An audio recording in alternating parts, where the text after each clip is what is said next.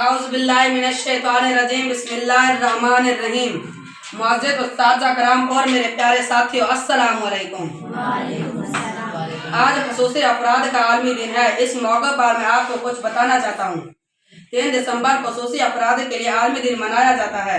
اس دن کا بنیادی مقصد معاشرے کے ان افراد کے حقوق و ضروریات، صلاحیتوں اور مسائلوں سے آگاہ کرنا ہے۔